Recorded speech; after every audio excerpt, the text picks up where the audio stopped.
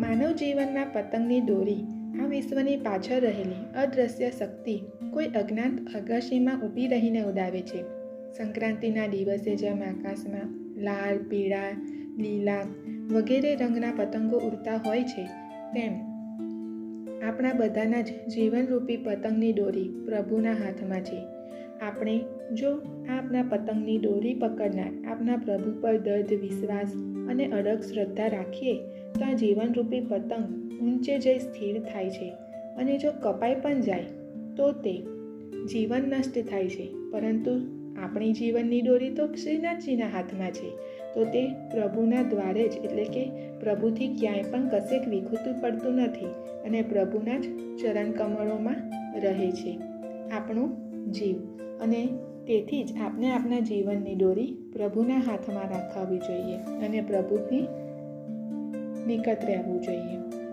શ્રીજી મનના અલૌકિક સત્સંગમાં વાલા વૈષ્ણવોનું, વાલા પરમ ભગવદીઓનું, વાલા શ્રોતા મિત્રોનું ભાવભર્યું સ્વાગત કરું છું. પોષ માસની પૂર્ણિમાથી લઈને મહામાસની પૂર્ણિમા સુધીમાં પવિત્ર નદીઓના શીતળ જળથી સ્નાન કરવાનું ખૂબ જ મહત્વ ગણાય છે. અને માઘ માસનું મહત્વ એટલા માટે છે કારણ કે ભારતીય સંવત્સરનો 11મો ચંદ્રમાસ અને 10મો સૌરમાસ એટલે માઘ માસ. આ મહિનામાં મઘા નક્ષત્ર યુક્ત પૂર્ણિમા હોવાથી તેનું નામ માઘ માસ પડ્યું છે.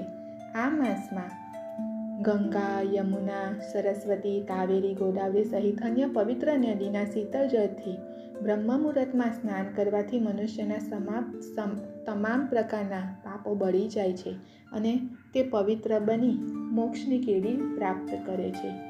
માઘ માસમાં કરેલું સ્નાન એ ખૂબ જ ઉત્તમ સ્નાન ગણાય છે અને તેમાં માઘ માસમાં શીતળ જળમાં ડૂબકી લગાવનાર વ્યક્તિ પાપ મુક્ત થઈને સ્વર્ગલોકના સુખ ભોગવે છે.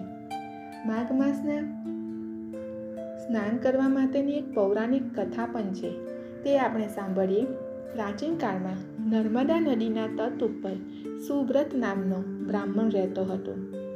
તે વેદ, વેદાંગ, પુરાણો અને શસ્ત્રના જ્ઞાતા હતા. અનેક પ્રકારની ભાષાઓનું જ્ઞાન હતું. વિદ્વાન હોવા છતાં જ્ઞાનનો ઉપયોગ ધર્મ કાર્યમાં ના કરતા હતા અને આખી જિંદગી ધન કમાવામાં જ તેમણે વિતાવ્યું હતું. વૃદ્ધાવસ્થામાં ભાન થયું કે આખી જિંદગી તો ધન કમાવામાં જ વિતાવી છે, પણ પરલોક સુધારવા માટે તો કાંઈ જ કર્યું નથી. અને તેથી જ તે જ રાત્રિએ ચોરોએ સુવ્રતનું ધન ચોરી લીધું, પણ તેમને લેશ માત્ર પણ દુઃખ ન થયું, કારણ કે તેનો જીવ તો પરમાત્મા તરફ વળ્યો હતો. પોતાના ઉદ્ધાર માટે માઘ સ્નાન રૂપી મૂળ મંત્ર મળી ગયો હતો. માઘ સ્નાનનો સંકલ્પ તેમણે કર્યો હતો. 9 દિવસ સુધી પ્રાતઃ શીતળ નર્મદા સ્નાન કર્યું. 10મા દિવસે પ્રાણ ત્યાગ કર્યો. એ જ ક્ષણે વૈકુંઠમાંથી વિમાન આવ્યા. દિવ્ય પાર્ષદો તેમને વૈકુંઠમાં લઈ ગયા અને સુવ્રતને મોક્ષની પ્રાપ્તિ થઈ. આ રીતે માઘ માસમાં પવિત્ર નદીઓમાં, જળાશયોમાં શીતળ સ્નાન, શ્રી હરિ વિષ્ણુની પૂજા અર્ચના અને એકતાણું વ્રત, દાન પુણ્યનું પણ વિશેષ મહત્વ બતાવવામાં આવ્યું છે. વાલા મિત્રો, દાન એ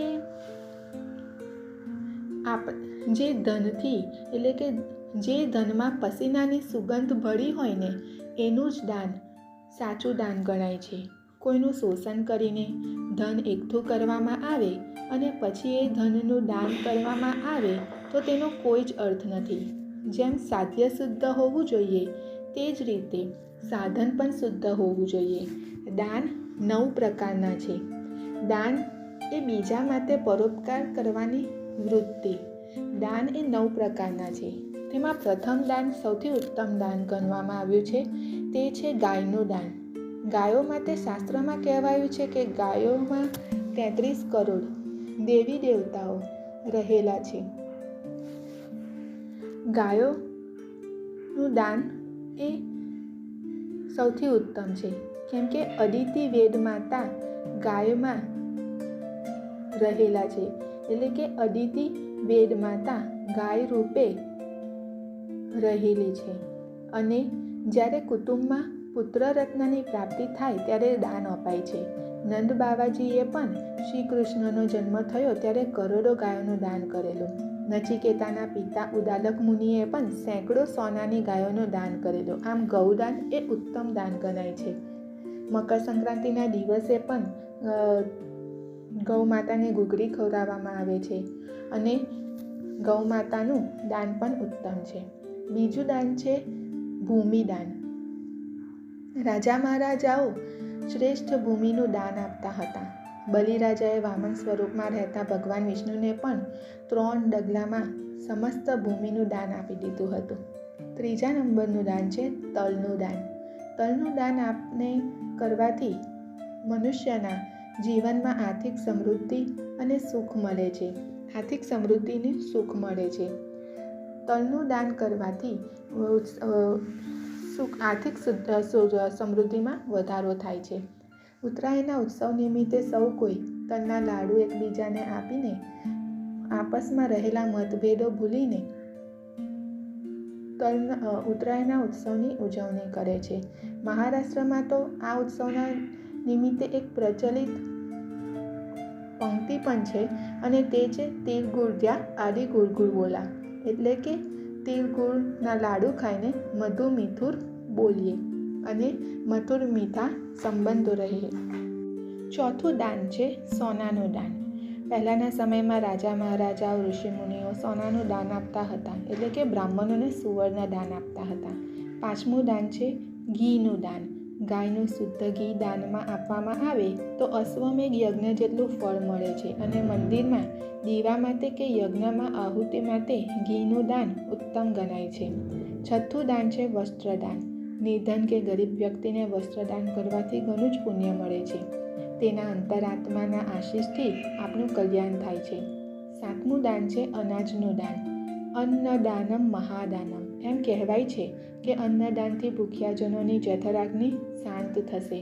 તેના અંતરના આશીર્વાદથી આપનું કલ્યાણ થાય છે અને તેથી જ આપની આર્થિક, સામાજિક અને આધ્યાત્મિક પ્રગતિ થાય છે.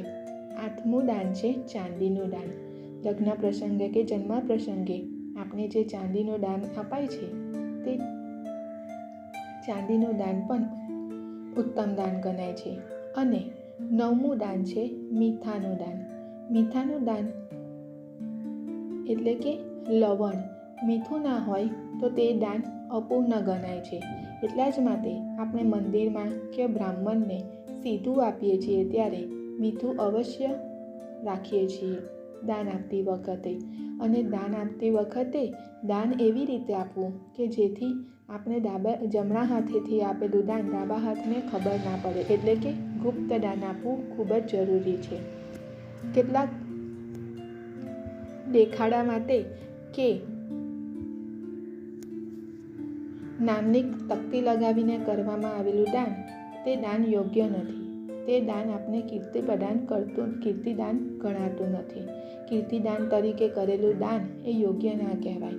એટલા માટે દાનને હંમેશા ગુપ્ત રીતે આપવું જોઈએ. આપણી શક્તિ અને પરિસ્થિતિ પ્રમાણે ફૂલ નહીં તો ફૂલની પાંદડી એ ન્યાયે દરેકે થોડું ઘણું દાન તો જરૂરથી કરવું જોઈએ. વાલા શ્રોતા મિત્રો, આજે વિવેકાનંદજીના જન્મદિન નિમિત્તે આપણે તેમના થોડાક ઝળહળતા પ્રેરક વચનો પણ કથન કરી લઈએ. તેમને કહેલા પ્રમાણે પહેલું કથન: હે બળવાન માનવ, ઉઠ અને મજબૂત બન, કાર્ય કર્યા જ કર અને સંગ્રામ કર્યા જ કર. બીજું: હે પ્રભુ, હું બાળક હતો ત્યારથી જ મેં તમારું શરણ લીધું છે. વિષુવવૃત્ત ઉપર કે ધ્રુવ પ્રદેશમાં, પર્વતોની ટોચ ઉપર કે દરિયાના ઊંડાણમાં તું મારી સાથે જ છે. ત્રીજું: જ્યારે મૃત્યુ નિશ્ચિત છે ત્યારે સત્કાર્યને નિમિત્તે મરવું વધારે સારું છે. ચોથું: જાત ઉપર શ્રદ્ધા રાખો, ભયને તિલાંજલિ આપો. ભય એ જ મોટામાં મોટું પાપ છે. પાંચમું: કોઈ મહાન કાર્યમાં જીવન સમર્પિત કરી દો, વીરતાપૂર્વક ઝઝૂમો. છઠ્ઠું: વિકાસ સાધવાનો પ્રયત્ન કરો. ગતિ અને વિકાસ એ જ જીવનનું માત્ર લક્ષણ છે. વાલા વૈષ્ણવ મિત્રો, આપણે મારા વિડીયો પસંદ આવતા હોય તો લાઈક, શેર અને સબસ્ક્રાઈબ કરવાનું ભૂલશો નહીં. જેથી આપણું આ સત્સંગરૂપી યાત્રા અવિરતપણે ચાલ્યા જ કરે. જય શ્રી કૃષ્ણ.